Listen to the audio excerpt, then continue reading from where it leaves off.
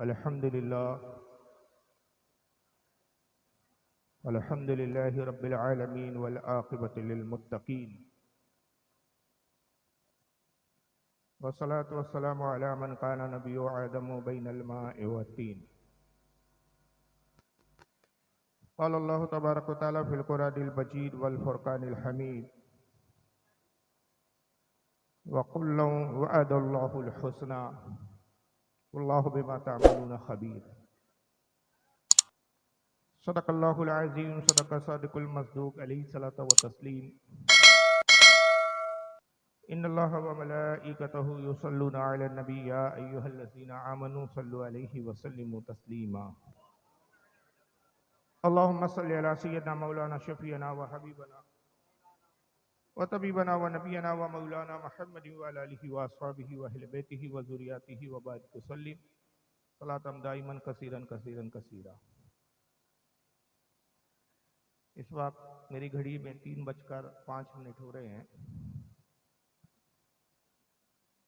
ہمارے شہر میں تو 12 بجے جلسے ختم ہو جاتے ہیں اور بمبئی میں 10:30 بجے کے بعد آپ جلسہ نہیں چلا سکتے. لیکن یہ آپ ہی کے یہاں کا مزاج ہے کہ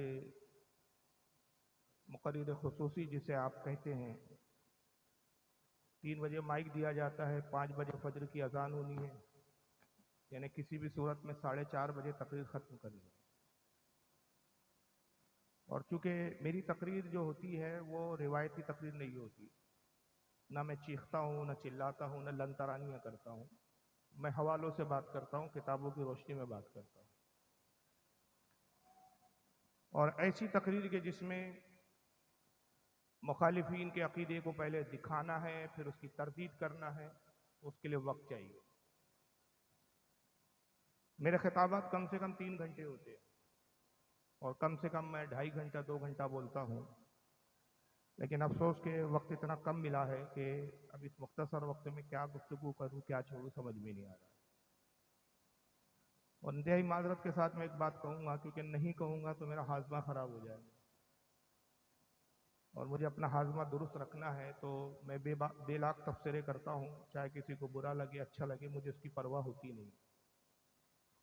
برا لگے آپ اپنے گھر میں 4 روٹی زیادہ کھائیے میری طرف سے، مجھے میری صحت پہ کوئی فرق نہیں پڑتا. مجھے یہ کہہ کر مدعو کیا گیا کہ یہاں پر رافضیت کافی پھیل رہی ہے، نیم رافضیت پھیل رہی ہے، اس کی تردید کرنا ہے، عقیدہ اہل سنت بتانا ہے، اور جو لوگ گمراہ ہو گئے ہیں ان کو سمجھانا ہے. اب ظاہر ہے کہ جب یہ جلسے کی نوعیت ایسی ہے کہ بہت ذمہ داری ہے، کچھ سمجھانا ہے، کچھ بتانا ہے. اور ایسے جلسے میں 4 مقرر، 2 3 شعرا. میں مقرر کی تذلیل نہیں کر رہا ہوں، ہمارے علماء سروں کا تاج ہے، ان کا قصور نہیں ہے. آپ نے ان کو بلایا ہے، وہ کوئی زبردستی نہیں آئے ہیں، بن دعوت نہیں آئے ہیں، آپ نے دعوت دی ہے. بلکہ انہیں اس بات کی شکایت بھی ہوں گی اور ان کی شکایت بھی بجا ہے. مجھ سے پہلے جو شاعر اسلام پڑھ رہے تھے مرزا فردوس صاحب، پہلی ملاقات ہے میری ان سے. ظاہر ہے یہ بھی ایک مہمان ہے آپ کے، دور سے آئے ہیں، یہ خود سے نہیں آئے ہیں، آپ نے مدعو کیا ہے، بلایا ہے. فلائٹ سے آئے ہیں، فلائٹ کا سفر ٹرین کے مقابلے میں زیادہ تکلیف دہ ہوتا ہے بعض اوقات. کہنے میں لگتا ہے کہ فلائٹ کا سفر آسان ہے، لیکن بیٹھے بیٹھے پیٹ اکڑنے لگتی ہے. ٹرین میں کم سے کم آدمی سو لیتا ہے، کھا لیتا ہے، پی لیتا ہے. وایا فلائٹ ہو تو 12 گھنٹے لگتے ہیں پہنچنے میں. خیر میری تو ڈائریکٹ فلائٹ تھی تو میں جلدی آ گیا، لیکن غالباً آپ کی وایا ہوگی. ڈائریکٹ تھی چلیے. لیکن بہرحال کئی بار وایا فلائٹیں ہوتی ہے زیادہ تر. وایا مطلب ایک جگہ جائیے، پھر وہاں پہ اتریے، پھر 5 گھنٹے 4 گھنٹے دوسری فلائٹ کا انتظار کیجیے. 12 گھنٹے لگ جاتے ہیں پہنچنے میں. 12 گھنٹے صرف محض کرسی پہ بیٹھنا بہت تکلیف گزار ہوتا ہے. چلیے خیر وہ روداد نہیں سنانا مقصد ہے. تو میں یہ سمجھ نہیں پا رہا ہوں کہ اتنے سارے مقرروں کو آپ جمع کر لیتے ہیں، رات کے 3 4 بجے جلسے چلتے، اس کا مقصد کیا ہے، اس کا حاصل کیا ہے؟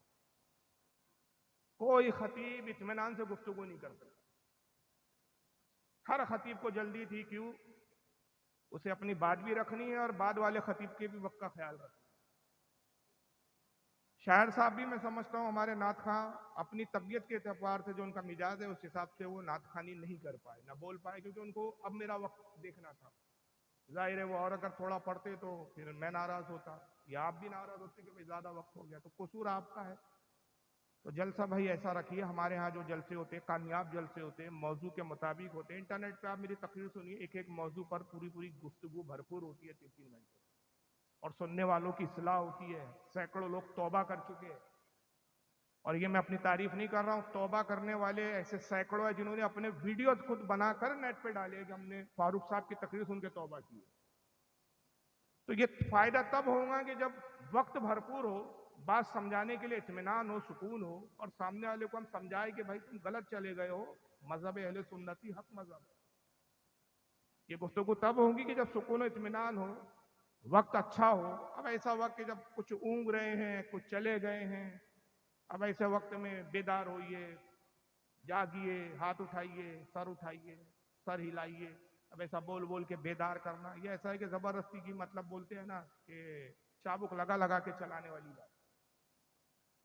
جو سننے سنانے کا بہترین وقت ہوتا ہے وہ 10 اور 11 کا درمیانی وقت ہوتا ہے، اس وقت خطیب ہونا۔ لہٰذا میری گزارش ہے انتظامیہ سے کہ آئندہ اگر جلسہ کرے، کوئی فرض اور واجب نہیں ہے کہ رات بھر جلسہ چلائیں، کوئی اللہ کے رسول کی حدیث نہیں ہے، کوئی قرآن کا حکم نہیں ہے کہ رات بھر جلسہ چلنا چاہیے اور 4 مقرر ہو۔ 2 مقرر بلائیے آپ، اور جو 2 ہے ان کو اگلے سال بلائیے۔ اس سال جیسے مجھے اس سال بلا لیا، اگلے سال آپ مجھے مت بلائیے، آپ کسی اور خطیب کو بلائیے، بھرپور بلوائیے ان سے۔ اور میں بتاؤں آپ کو کہ وہ جلسے کامیاب ہے۔ میرے جلسے جس طرح سے ہوتے ہیں الحمدللہ، تحدیث نعمت پہ کہہ رہا ہوں کہ کامیاب جلسے ہوتے ہیں اور اس کا فائدہ ہوتا ہے۔ میرے اپنے جلسے کا مزاج یہ ہے کہ پہلے میں تقریر کر لیتا ہوں اور اس کے بعد صرف 1 گھنٹہ اس بات کے لیے میں دیتا ہوں کہ جس کو جو پوچھنا ہے پوچھ لیں، یہاں پر سوال و جواب کا بھرپور موقع دیتا ہوں کہ جو اعتراض کرنا ہے کر لو۔ بلکہ اگر ایسے علاقے کہ جہاں بدعقیدہ زیادہ ہے تو وہاں میں یہ بولتا ہوں کہ بھائی میں بیٹھا ہوں، اگر مناظرہ کرنا ہو تو مائک بھی حاضر ہے، اسٹیج بھی حاضر ہے، آ کے بیٹھ جاؤ۔ ابھی تو سامنے والے کی تشریح تو ہو۔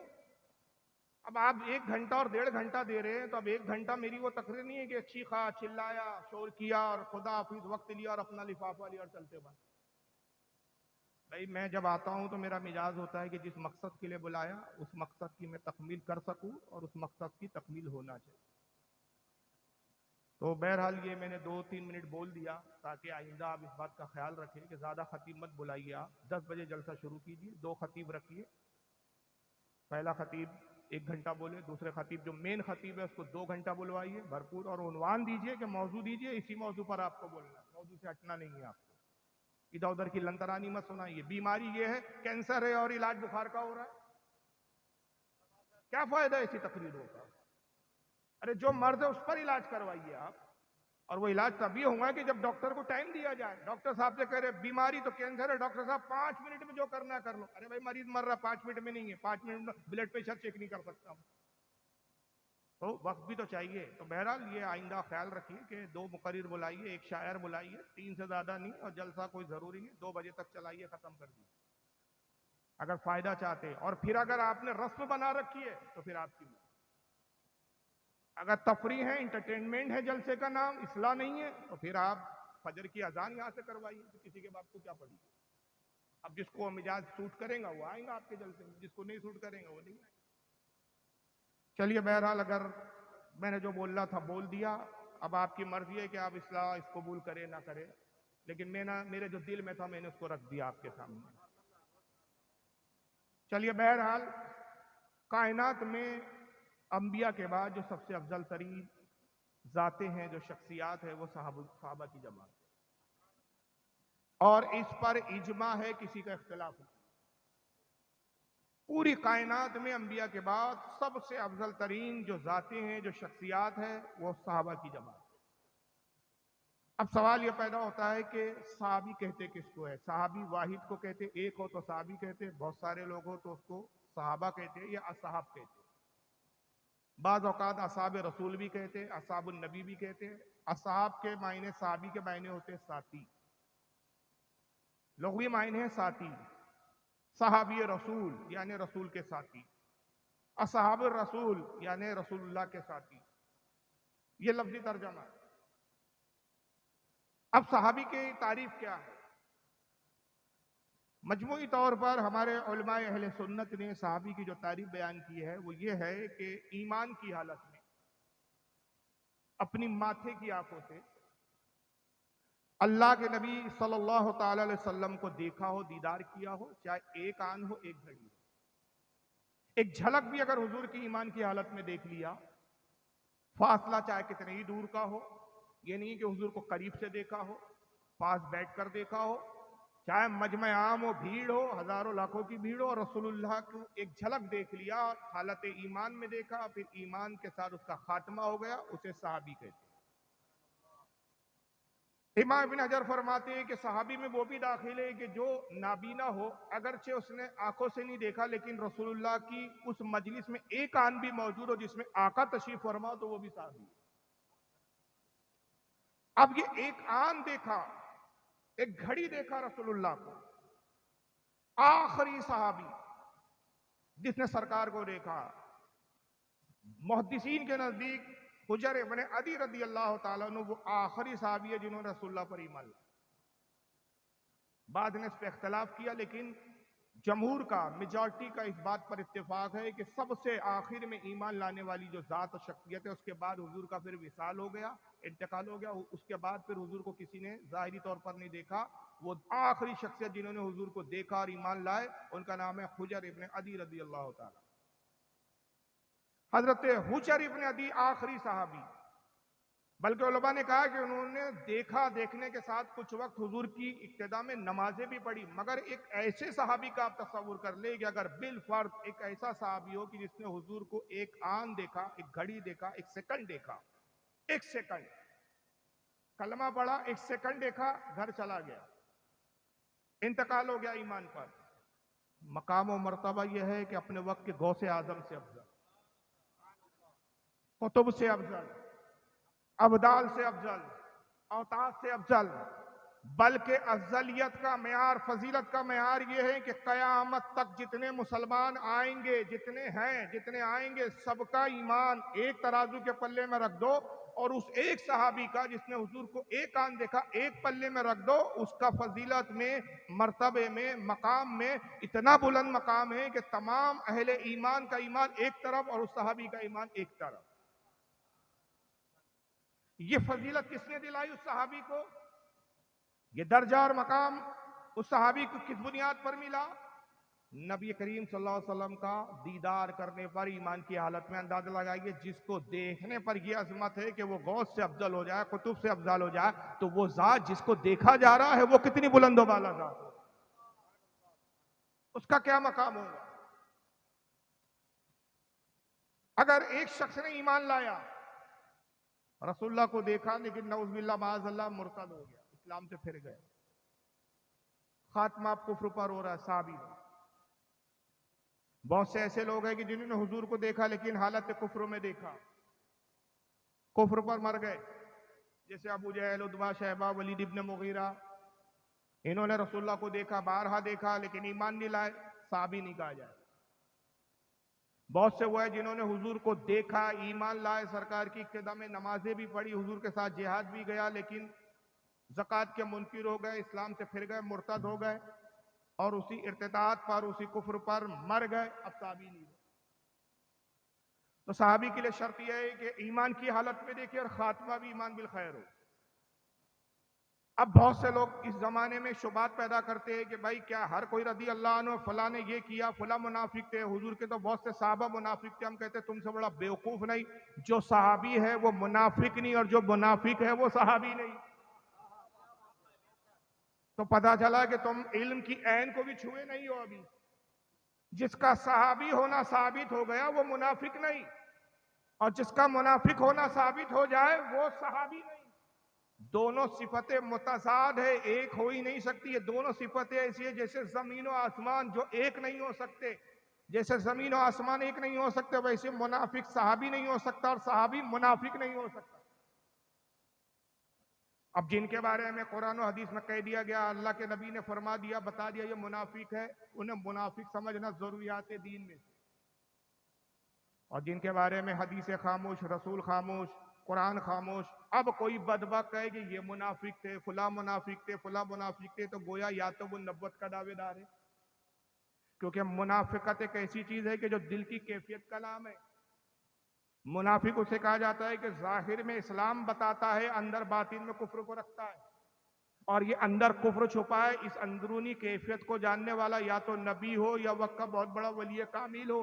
آپ نہ ولی ہے نہ نبی ہے، تو آپ کو کیسے پتا چلا کہ فلاں منافق ہے؟ تو یا تو آپ نبوت کا دعویٰ کر رہے ہیں، تو تم نے اس صحابی کو منافق کہہ کر اس صحابی کا کچھ نہیں بگاڑا بلکہ اپنے ایمان کا بیڑا گرک کر دیا.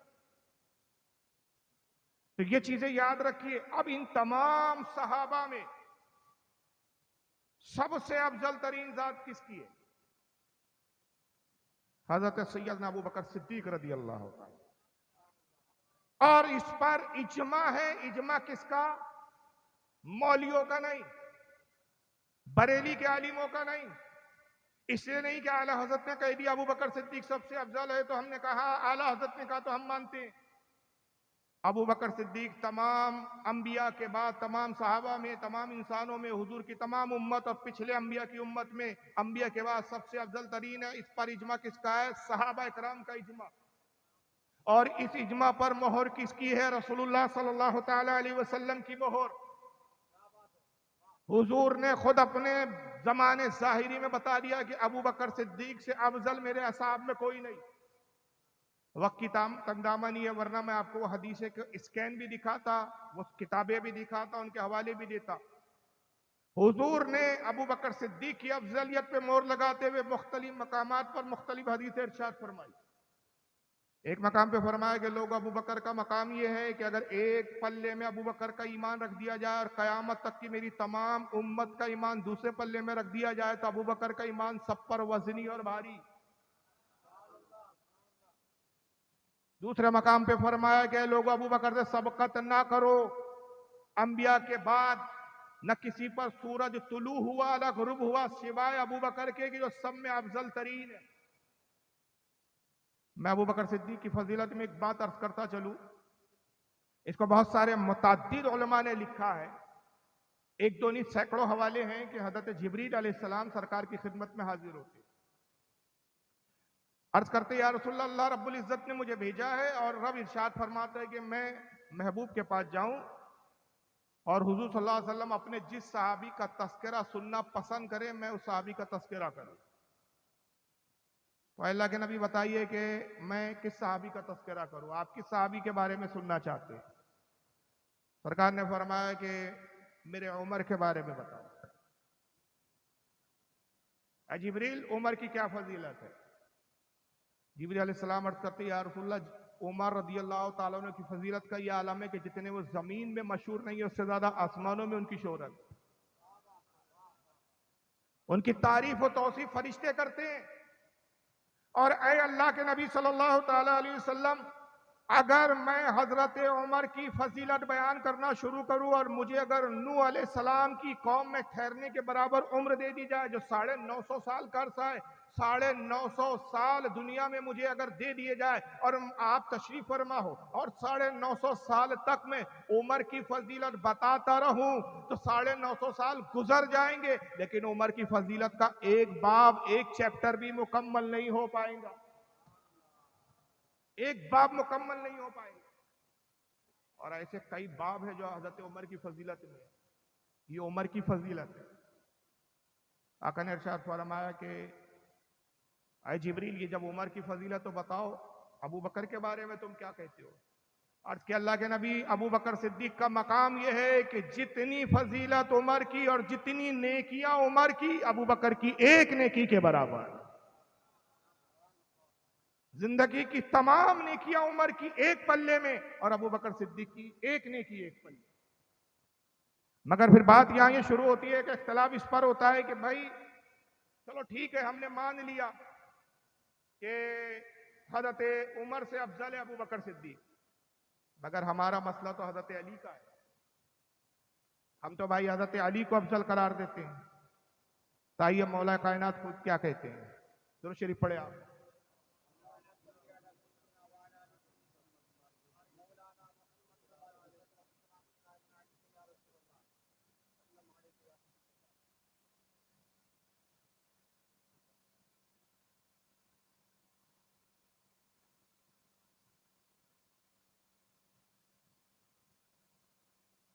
ایک بار اور درود شریف پڑھے، اللہم صلی علی سیدنا مولانا محمد وعلی آلہ وصحبہ وبارک وسلم، صلاۃ والسلام علیک یا رسول اللہ صلی اللہ تعالی وسلم۔ تو بحث تو اس پر ہے کہ بھائی ہم علی کو پہلے نمبر پر مانتے ہیں۔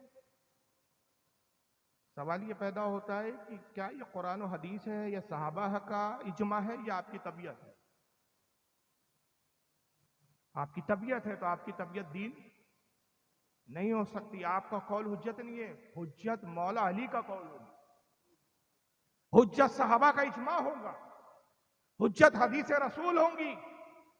تو کیا صرف ایک حضرت ابو بکر کی نیکی اور عمر کی زندگی بھر کی تمام نیکیاں کیا صرف حضرت عمر کا ہے؟ آئیے مولا علی خود کیا کہتے ہیں۔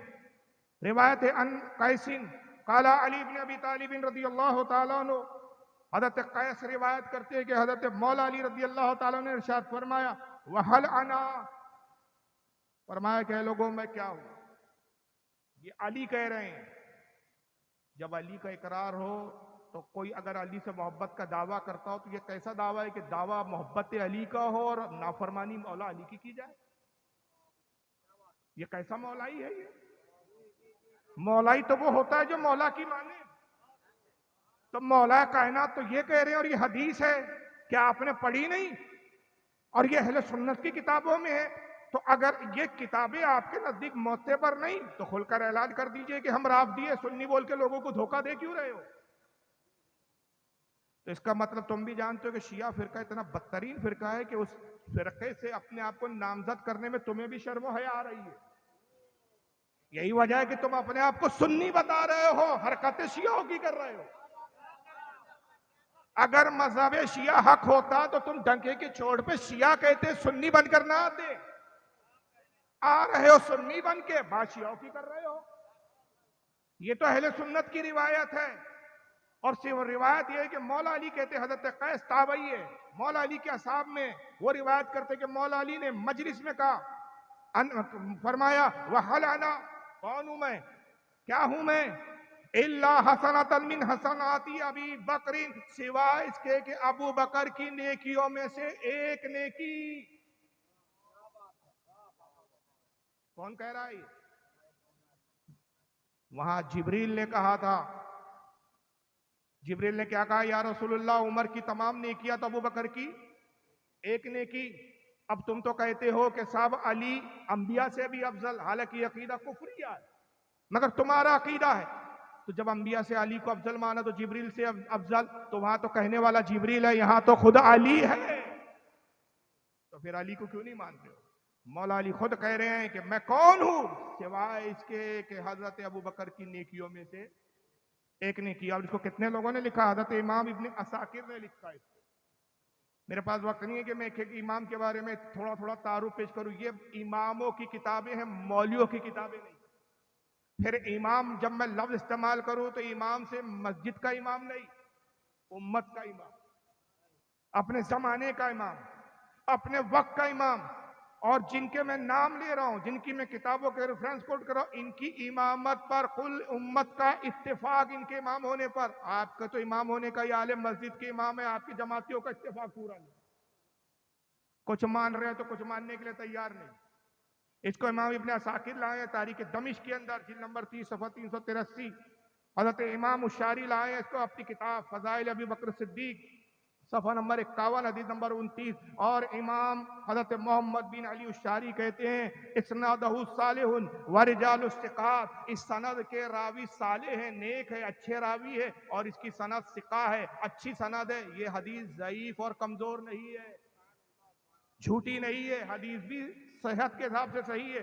اس کو حضرت امام ابن حسام الدین المتقی الہندی لارے کنز العمال جلد 12 صفحہ 498 حدیث نمبر 35636۔ یہی بنیاد ہے کہ جب علی نے کہا میں کیا ہوں، ابو بکر کی ایک نیکی، عمر نے کہا کہ میں کیا ہوں، جبریل نے کہا کہ عمر کی حیثیت کیا ابو بکر کے مقابلے میں، عمر کی ایک تمام نیکیاں، ابو بکر کی ایک نیکی۔ تو حضرت عمر نے کیا اظہار کیا جب یہ حدیث حضرت عمر کے کانوں میں پہنچی کہ جبریل رسول اللہ کی خدمت میں آئے، اور جبریل نے حضور سے کہا کہ یا رسول اللہ ابو بکر کی عظمت عمر کے مقابلے میں بہت زیادہ ہے، تو عمر کیا کہتے؟ آئیے، عمر جیسا صحابی ابو بکر کی افضلیت کو مان رہا ہے، تم کیسے سنی ہو کہ جو عمر کا بھی انکار کر رہے ہو؟ حضرت عمر کیا کہتے ہیں؟ لَوَدِدْتُ أَبِي شَعْرَةٌ فِي صَدْرِ أَبَا بَكْرٍ، کہا اے لوگوں میں کیا ہوں، اے کاش میں عمر نہ ہوتا، ابو بکر صدیق کے سینے کا ایک بال ہوتا۔ کیا ہوتا میں؟ ابو بکر صدیق کے سینے کا ایک بال ہوتا۔ یہ کون کہہ رہا ہے؟ عمر۔ کون عمر؟ جس کے بارے میں آقا کہہ رہے اگر میرے بعد کوئی نبی ہوتا تو عمر ابن خطاب۔ اب بھی آپ کو ابو بکر صدیق کی فضیلت سمجھ میں نہیں آتی؟ اچھا، آپ کس امام کی تقلید کرتے ہیں بھائی؟ بولیے۔ امام اعظم ابو حنیفہ رضی اللہ تعالیٰ عنہ۔ امام اعظم ابو حنیفہ کیا فرماتے؟ امام اعظم سے پوچھا گیا، اس کو متعدد علماء نے لکھا، اور عقائد کی کتابیں ہیں۔ کمال تو یہ ہے کہ یہ وہ کتابیں ہیں جو مولوی کے کورس کے دوران میں پڑھائی جاتی ہے، پتہ نہیں ہے کیسے عالم بن رہے ہیں کہ پڑھ رہے ہیں لیکن سمجھ نہیں رہے۔ عقائد شرح عقائد نسبی امام سعد الدین تفتازانی کی پڑھ لیجیے آپ، شرح عقائد نسبیہ، اس کے اندر یہ روایت موجود ہے۔ اس کے علاوہ عبدالواحد بلگرامی جو سادات میں انہوں نے لکھا، کشف المحجوب میں داتا گنج بخش لاہوری جو سید سادات ہے انہوں نے لکھا، مخدوم اشرف جہانگیر سمنانی نے لطائف اشرفی میں لکھا۔ میں کتنے حوالے دوں، کتنے متعدد علماء اس کو لکھتے ہوئے آ رہے ہیں۔ امام اعظم ابو حنیفہ سے پوچھا گیا ہے کہ اے امام اعظم بتائیے اہل سنت کی علامت کیا ہے؟ اہل سنت ہونے کی پہچان کیا ہے، اس کی نشانی کیا ہے، کیسے جانا جائے کہ بھائی یہ اہل سنت سے ہے؟ کیا پہچان ہے، کس پہچان سے پہچانا جائے گا کہ اہل سنت سے ہے؟ تو حضرت امام اعظم نے کیا فرمایا؟ کہا سنو، اہل سنت کی پہچان یہ ہے کہ تو ابو بکر اور عمر کو تمام صحابہ میں سب سے افضل جان، اور عثمان غنی اور مولا علی سے محبت رکھ۔ یہ اہل سنت کی پہچان ہے، اور جب کوئی اس کے برخلاف کرتا ہے تو وہ اہل سنت کی پہچان کو کھو دیتا ہے۔ یہ جناب ابو بکر صدیق کی افضلیت کا معاملہ ہے۔ حضرت عبدالواحد بلگرامی رحمۃ اللہ علیہ جو زیدی سادات میں پہلے سید ہیں جنہوں نے ہندوستان میں تشریف لائے، اور انہی سے زیدی سادات نکلے، اور یہی وہ زیدی سادات کی شاخ ہے جو ماہرہ آئی جہاں اعلیٰ حضرت فاضل بریلوی جیسا وقت کا مجدد جا کے مرید ہوا۔ اور ماہرہ کی ایک خاصیت بتا دوں جو پورے ہندوستان، شاید ہندوستانی نہیں پوری دنیا میں، یہ ایک فضیلت میں ماہرہ کی بتا رہا ہوں، جہاں اعلیٰ حضرت جیسا وقت کا مجدد مرید ہونے گیا، واحد، یہ پوری دنیا کی واحد ایک خانقاہ ہے، پوری دنیا کی کہہ رہا ہوں میں، لفظوں پہ غور کریں، پوری دنیا کی واحد یہ خانقاہ ماہرہ مقدسہ جو زیدی سادات سے، اور زیدی سادات کسے کہا جاتا ہے؟ یہ حضرت امام زید شہید جو امام زین العابدین کے بیٹے تھے ان کی اولادوں میں یہ سلسلہ نسب ہے، زیدی سادات کہلاتے۔ فضیلت کیا ہے ان کی؟ واحد یہ وہ خانقاہ ہے جہاں ایک ساتھ لائن سے قطار میں 6 قطب ایک ساتھ آرام کر رہے ہیں۔ دنیا کے کوئی خانقاہ نہیں ملیں گی جہاں 6 قطب ایک ساتھ لیٹے ہوئے، یہ واحد ماہرہ کی خانقاہ ہے۔ عبدالواحد بلگرامی اس خاندان کے وہ جد اعلیٰ ہے جہاں سے یہ نسب چلا۔ انہوں نے اپنے زمانے میں اپنے خاندان والوں اہل سادات کی اصلاح کے لیے کتاب لکھی جس کا نام ہے سبع سنابل شریف، فارسی ایڈیشن ہے اس کا، میں جو حوالہ دے رہا ہوں اردو میں بھی آ چکی ہے، یہ فارسی ایڈیشن کا صفحہ نمبر 12۔ اس کے اندر وہ خود نقل فرماتے ہیں کہ مولا علی خود راوی ہے، روایت مولا علی کر رہے ہیں۔ مولا علی کہتے ہیں ہم اصحاب بیٹھے ہوئے تھے کہ ابو بکر صدیق آئے، اور آنے کے بعد عرض کرتے کہ یا رسول اللہ صلی اللہ علیہ وسلم ایمان کے کتنے درجے؟ آقا نے فرمایا ابو بکر ایمان کے 70 درجے۔ پھر رسول اللہ نے ایمان کا ایک درجہ بتایا، ابو بکر چلے گئے۔ دوسرے دن آئے، پھر پوچھا یا رسول اللہ ایمان کا دوسرا درجہ کیا ہے؟ سرکار نے بتایا، ابو بکر سنے چلے گئے۔ تیسرے دن آئے، یا رسول اللہ ایمان کا تیسرا درجہ کیا ہے؟ صحابہ حیران کہ ایک ساتھ کیوں نہیں پوچھ لیتے، سرکار بھی ایک ساتھ کیوں نہیں بتا دیتے، ایک ایک پوچھ رہے ہیں اور ایک ایک درجہ بتایا جا رہا، مگر کسی کی ہمت نہیں ہوئی کہ اس معاملے میں، کیونکہ بات صدیق اور نبی کی ہے، جب صدیق اس انداز میں پوچھ رہے تو نبی اسی انداز میں جواب دے رہے۔ نبی خود نہیں کہتے کہ ابو بکر ایک ایک درجہ کیوں پوچھتے ہو، ایک ہی ساتھ میں 70 درجے سنا دیتا ہوں۔ اتنی یادداشت تو کمزور نہیں ہے تمہاری کہ میں 70 ایک ساتھ بیان کروں اور تم ان 70 درجوں کی تعریف بھول جاؤ. حضور بھی ایک درجہ ہی بتاتے ہیں، یہاں تک کہ 70 دن گزرے. جب 70واں دن تھا تو صحابہ نے کہا یا رسول اللہ عجیب بات ہے، 70 دن تک ابو بکر آتے رہے، ایک ایک درجہ پوچھتے رہے، آپ ایک ایک درجہ بتاتے رہے. سرکار ایک ساتھ نہ ابو بکر نے پوچھا نہ ایک ساتھ آپ نے بتایا، اس کی حکمت کیا ہے؟ آقا نے کہا سنو، ابو بکر آتے ایمان کا درجہ پوچھتے چلے جاتے، جب دوسرے دن آتے تو جو درجہ میں نے بتایا ہوتا اس پر فائز ہوتے، تیسرے دن آتے میں ایمان کا درجہ بتاتا وہ اس پر فائز ہوتے. 70 دن میں ابو بکر 70 ایمان کے درجوں پر فائز تھے، اور میری تمام امت میں سوائے ابو بکر کے ایسا کوئی نہیں جو 70 کے 70 ایمان کے درجوں پر فائز ہو، سوائے ابو بکر. ایک دوسرے مقام پہ آقا کہتے ہیں یہی سبع سنابل شریف، اور اس کو چلو عبد الواحد بلگرامی سے آپ مطمئن نہ ہو، بہت سو کے پیٹ میں درد ہوگا سبع سنابل شریف کو نہیں مانتے. چلیے آئیے عبد الواحد بلگرامی سے بھی بہت پہلے 200 ہجری کے امام حضرت امام ابن ابی دنیا، ان کی کتاب مکارم الاخلاق صفحہ نمبر 29 پہ انہوں نے بھی یہ روایت کی. حافظ ابن عساکر 500 ہجری کے امام تاریخ دمشق جلد نمبر 3 صفحہ 130 پہ لکھا. حضرت امام خیثمہ نے فضائل صحابہ صفحہ 141 پہ لکھا. امام ابن حجر اسقلانی جرح و تعدیل کے معتمد مستند عالم دین، فن رجال میں جن کو سند مانا جاتا ہے، جن کی حیثیت کو امام ابن حجر اسقلانی رحمۃ اللہ علیہ لسان المیزان جلد نمبر 3 صفحہ 187 پہ، امام محب الدین طبری نے الریاضی نظرہ جلد 2 صفحہ 113 پہ لکھا، اور بھی علماء نے لکھا. تو بہرحال ابو بکر صدیق کی فضیلت میں کہاں تک بتاؤں، وقت نہیں ہے. بس آخری میں ایک حدیث سنا رہا ہوں جو فیصلہ کن ہے، بات اس پہ ختم. گویا کہا جاتا ہے نا کہ قصہ مختصر، لیکن وہ چیز بتانے سے پہلے آپ سے میں ایک سوال کرتا ہوں. اہل سنت و جماعت میں ہم سنی ہے، یاد رکھیں، قرآن کے بعد سب سے افضل، مستند، معتمد، معتبر کون سی کتاب مانی جاتی ہے؟ بولیے، پبلک بولے، آپ نہ بولے. بخاری. اتفاق ہے نا اس پر امت کہ بھائی صحیح بخاری قرآن کے بعد کیا ہے؟ اس کی کوئی روایت ضعیف نہیں. آئیے صحیح بخاری سے ہی پوچھیں کہ بھائی بعد از انبیاء کون افضل ہے، تو میں آپ کے سامنے بخاری کا صفحہ دکھا دیتا ہوں. یہ ہے آپ کے سامنے اسکرین پہ بخاری. پبلک کو دکھ رہی ہے؟ ادھر بھی اسکرین ہے کہ نہیں ہے عوام کی طرف؟ لگی ہے؟ دکھ رہی ہے صحیح بخاری آپ کے سامنے؟ صحیح بخاری کتاب اصحاب النبی صلی اللہ علیہ وسلم حدیث نمبر 3671.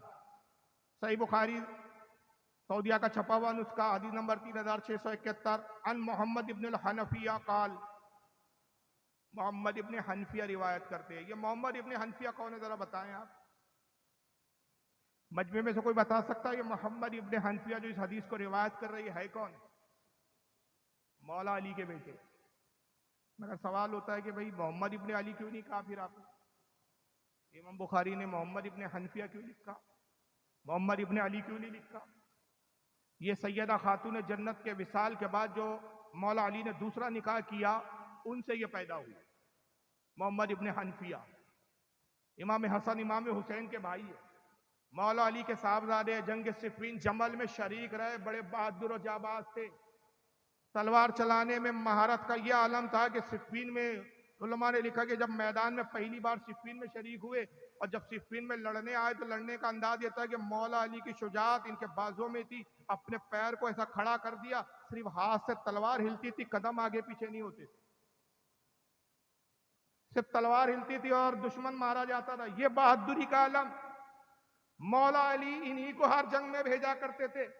کسی جلن کھورے نے معاذ اللہ اہل بیت میں رنجشیں پیدا کرنے کے لیے ایک بار کہا کہ اے محمد ابن حنفیہ، بڑی عجیب بات ہے، علی کے بڑے بیٹے تمہارے بڑے بھائی موجود ہے، حسن بھی موجود ہے، حسین بھی موجود ہے، مگر ہم نے دیکھا کہ جب سخت مارکا آتا ہے، سخت مشکل آتی ہے، دشمن ذرا وزنی ہوتا ہے، بھاری ہوتا ہے، تو علی تم ہی بھیجتے، اپنے بیٹے حسن کو کیوں نہیں بھیجتے، حسین کو کیوں نہیں بھیجتے؟ مقصد کیا تھا کہ یہ محمد ابن حنفیہ کے دماغ میں ہاں یہ بات تو ہے کہ جہاں خطرہ ہوتا ہے ابا جان مجھے ہی بھیجتے، اپنے دو بیٹوں سے مجھ سے زیادہ محبت کرتے تاکہ ان میں رنجشیں آ جائے.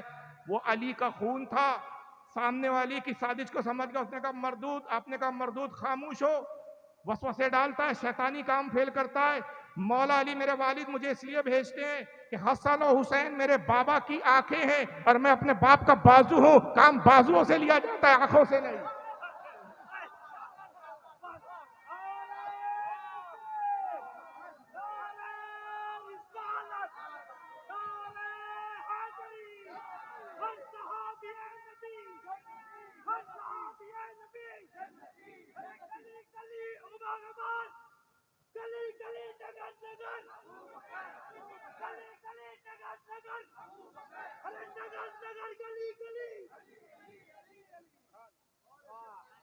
یہ ہے محمد ابن حنفیہ رضی اللہ تعالیٰ عنہ، علی کے صاحبزادے، لیکن حنفیہ اس لیے کہتے ہیں کہ ان کے نانا کا نام تھا حنیفہ۔ کس کا نام تھا؟ حنیفہ، نانا کا۔ وہ بڑے عبادت گزار تھے، بڑے قرآن کے بہترین قاری تھے۔ یہ عبادت و ریاضت اور زہد و تقوی میں اپنے نانا کا پرتو تھے، نانا کی طرح عابد زاہد تھے، ہما وقت قرآن کی تلاوت میں مصروف رہتے تھے، اس لیے لوگوں نے ان کو حنفیہ، ابن حنفیہ کہنا شروع کر دیا، نسبت نانا کی طرف کر کے حنفیہ کا بیٹا کہنا شروع کر دیا۔ اور یہ اتنا مشہور ہوا کہ مولا علی نے بھی اس نام کو پسند کیا اور کہا کہ تم اپنا نام محمد ابن حنفیہ ہی لکھا کرو، اپنے نانا کی طرف نسبت کرو، ورنہ ہے یہ حقیقت میں کون؟ محمد ابن علی۔ وہ روایت کرتے، مجھے بتاؤ اس روایت کے بعد کسی اور روایت کی ضرورت بچ جاتی ہے، رہ جاتی ہے؟ مولا علی کا شہزادہ روایت کرتے کہتا ہے قالا قلت لابی، میں نے اپنے والد سے سوال کیا۔ والد یعنی کس سے؟ مولا علی سے۔ میں نے اپنے والد مولا علی سے سوال کیا ای الناس خیر بعد رسول اللہ صلی اللہ علیہ وسلم، اے ابا جان آپ بتائیے رسول اللہ کے بعد سب سے افضل کون ہے؟ پوچھنے والا بھی عظیم، بتانے والا بھی عظیم۔ مولا علی نے توقف نہیں کیا، سوچا نہیں، غور و فکر نہیں کیا، جیسے ہی بیٹے نے پوچھا ای الناس خیر بعد رسول اللہ صلی اللہ علیہ وسلم، ابا جان بتائیے رسول اللہ کے بعد، انبیاء کے بعد سب سے افضل کون ہے؟ قالا ابو بکر، کا بیٹا ابو بکر ہے۔ پھر انہوں نے دوسرا سوال کیا قلت ثم من، ابا جان ان کے بعد کون افضل ہے؟ ابو بکر کے بعد کون ہے؟ مولا علی نے فرمایا ثم عمر، کہا وہ عمر ہے۔ اب بیٹا بیٹا ہوتا ہے۔ دیکھا ابا جان تو بڑا عجیب جواب دے رہے ہیں، میں کہہ رہا ہوں کون افضل، تو ابو بکر کا نام لے لیا، پھر میں نے کہا ثم من، ان کے بعد کون، تو عمر کا نام لے لیا۔ خود حضرت محمد ابن حنفیہ کہتے ہیں وَخَشِیتُ أَن يَقُولَ عثمان، اب مجھے ڈر ہوا کہ میں نے پھر پوچھا اس کے بعد کون، تو عثمان کا نام لے لیں گے۔ اگر میں نے اس طرح سوال کیا ثم من ان کے بعد کون، تو عثمان کا نام لے لیں گے، تو میں نے سوال ہی بدل دیا، تاکہ پہلے نمبر پہ ابا نہیں ہے، دوسرے نمبر پہ نہیں ہے، تو کم سے کم تیسرے پہ تو آ جائیں ابا جان۔ تو اب سوال بدلا اور کہا قلت ثم انت، ابا جان ان کے بعد تو آپ افضل ہیں، عمر کے بعد تو آپ افضل ہے۔ قال ما انا الا رجل من المسلمین، کہا نہیں بیٹا اس افضلیت میں مجھے کہاں لا رہے ہو، میں تو مسلمانوں میں سے ایک عام مسلمان ہوں۔ یہ مولا علی کی انکساری ہے۔ اہل سنت کے اجماع کے مطابق آپ کا نمبر چوتھا، بخاری قرآن کے بعد سب سے افضل ہے۔ اور پھر سوال یہ نہیں کہ اس کو صرف امام بخاری نے لکھا، یہ مسلم میں بھی ہے، یہ حدیث ابو داؤد میں بھی ہے، یہ حدیث امام احمد ابن حنبل نے بھی لکھی، اسی حدیث کو غوث اعظم نے گنیت الطالبین میں لکھا، اسی حدیث کو مخدوم اشرف جہانگیر سمنانی نے لطائف اشرفی میں لکھا، اسی حدیث کو امام بہقی نے لکھا، اسی حدیث کو امام ابن عبد البر نے لکھا، اسی حدیث کو امام ابن ابی عاصم نے لکھا۔ اس پر میں نے جب حوالے جمع کیے 144 مستند حدیثوں کی کتابوں میں روایتیں مجھے ملی، بخاری سے لے کر حضرت مجدد الفسانی اور مجدد الثانی سے لے کر امام احمد اعظم محدث بریلوی تک سب اس روایت کو لکھتے آ رہے ہیں۔ اب ایک چھوٹا سا سوال، اب اگر کوئی آپ کے پاس آئے تو کہے علی کا پہلا نمبر، دما دم مست کلندر علی کا پہلا نمبر، اس سے ایک سوال، تو شیعہ ہے کہ سنی؟ جواب بعد میں دیا جائے گا، افضل ابو بکر ہے یا علی ہے، اس کا جواب بعد میں، پہلا یہ سوال تو اپنی پوزیشن بتا، تو شیعہ ہے کیا؟ سنی اگر شیعہ ہے تو ہماری بلا سے تجھے جواب دینا ہم پر واجب نہیں، ضروری نہیں. اب اگر تو شیعہ ہے تو پھر جواب دوسرے اینگل سے دیا جائے گا، کتابیں دوسری ہوں گی، جواب کی نوعیت دوسری ہوں گی، کیونکہ تیرا فرقہ الگ ہے. اب تو جان، تیرے کالے کپڑے، تیرا ماتم، تیرا سینہ پیٹنا، تیرا سینہ چیرنا، تیرے ماتم اٹھا کرنا، وہ تو جان. ہمیں غرض نہیں شیعہ سے، رافضیوں سے. اور اگر تو سنی ہے تو بتا کیسا سنی ہے جو بخاری کو نہیں مانتا، تو کیسا سنی ہے جو مسلم کو نہیں مانتا، پھر تو کیسا سنی ہے کہ جو مسند احمد کو نہیں مانتا، تو کیسا سنی ہے جو غوث اعظم کو نہیں مانتا، تو کیسا سنی ہے جو داتا گنج بخش لاہوری کو نہیں مانتا. تو سنی نہیں ہے، تو ایجنٹ ہے، اور ہمارے بیچ آ کر تو ہمارے اہل سنت پہ درار پیدا کرنا چاہتا. گفتگو کرنے کا انداز سیکھیے، ہر سوال کا جواب دینے میں جلد بازی نہیں. پہلے سامنے والے کی حیثیت تو طے ہو کہ تیری اپنی حیثیت کیا ہے، کس حیثیت کی بنیاد پر تو گفتگو کر رہا ہے، کس حیثیت کی بنیاد پر بات کر رہا ہے. اور اگر تو شیعہ ہے تو پھر ہم تجھے کیوں سمجھا؟ اللہ تعالیٰ نے تجھ پر ایک ایسا عذاب مسلط کر دیا کہ جس میں ہم مداخلت کر نہیں سکتے. ہر سال وہ وقت آتا ہے تو سینے پیٹتا ہے، چاقو سے اپنے سینے چاک کرتا ہے، خون نکالتا ہے. تو میں تو یہ کہتا ہوں کہ اللہ نے قدرت کا انتظام، قدرتی انتظام ہو گیا کہ جس دل میں محبت ابو بکر و عمر نہ ہو، وہ دل اور وہ سینے اسی لائق ہیں کہ کوٹے جائیں اور پیٹے جائیں.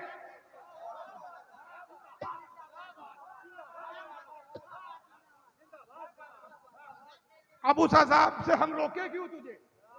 جب مرضی خدا ہے تو پھر ہم اس مرضی خدا کے آڑے آئے کیوں؟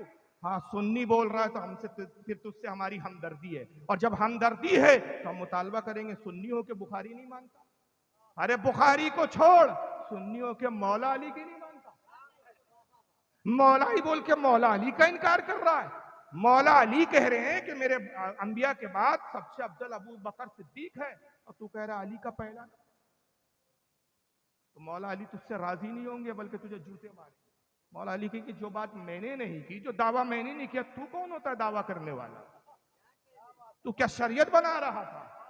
جو بات کہنے کی مجھے نبی نے اجازت نہ دی، تجھے کہاں سے اجازت مل گئی؟ تو نے شریعت بنائی کہاں سے، گڑی کہاں سے؟ تو یاد رکھیے، میں مولا علی کی روایت اتنی سنا سکتا ہوں، اور اس پر تو میں ایک مستقل کتاب لکھ رہا ہوں. 250 صفحے کتاب کے لکھے جا چکے ہیں، اور انشاءاللہ 300-350 صفحے تک جانے کی امید ہے. میں اس میں صرف وہ روایتیں جمع کر رہا ہوں. کتاب کا نام ہی میں نے وہ رکھا ہے. اصل میں مجھے پرابلم یہ ہے، کافی دن سے میں لکھ رہا ہوں لیکن وقت کی بڑی قلت رہتی میرے پاس. جلسے بھی رہتے، گھریلو معاملات بھی رہتے، خاندانی معاملات بھی رہتے، اور بھی بہت سے مصروفیات ہیں. وقت تھوڑا تھوڑا ملتا ہے تو میں گھر پہ جب فرصت میں ہوتا ہوں تھوڑا بہت، تو پھر کتاب پہ کام کرتا ہوں. اللہ کرے وہ کتاب مکمل ہو تو انشاءاللہ اہل سنت جب دیکھیں گے تو طبیعت خوش ہو جائے گی. کتاب کا نام ہے فضائل ابو بکر و عمر بزمان علی حیدر. صرف وہ روایتیں اس میں نے جمع کی کہ جو روایتیں صرف مولا علی سے آئی. مولا علی کے علاوہ کسی کی روایت کی راوی ہے، اگر وہ جمع کروں تو کئی جلدوں میں کتاب بن جائے. لیکن صرف وہ روایتوں پہ میں کام کر رہا ہوں جو صرف مولا علی نے ابو بکر اور عمر کی فضیلت پر ذکر کیا ہے، اہل بیت نے کیا ہے. حضرت سیدنا امام جعفر کیا کہتے ہیں، یہ ایک سلسلہ ہے، وقت نہیں ہے میرے پاس. امام زین العابدین نے کیا کہا، اس پر تو اہل بیت کا اجماع ہے کہ انبیاء کے بعد سب سے افضل ابو بکر. اور یہ مردود آج ابو بکر کو گالیاں بکر. ان جاہل مولائیوں کو پتہ نہیں کہ جنہیں گالی بکرے وہ ہے کون. ان سے ایک چھوٹا سا سوال کیجئے، کوئی کل شیعہ مل جائے تو اس سے کہیے کہ بھائی ہم حنفی ہیں. اہل سنت 4 مسالک میں تقسیم ہے. یہ باتیں یاد رکھ لیجئے آپ. یہ موٹی موٹی چند میں باتیں بیان کر رہا ہوں کہ یہ باتیں اگر آپ نے صرف یاد رکھ لی، پوری حدیثیں یاد نہ رکھے، حوالے یاد نہ رکھے، یہ 4-5 باتیں یاد رکھ لی آپ نے، میں خدا کی قسم کہتا ہوں آپ مناظر ہو گئے. یہ 4 باتوں میں کھا جائیں گے آپ ان کو.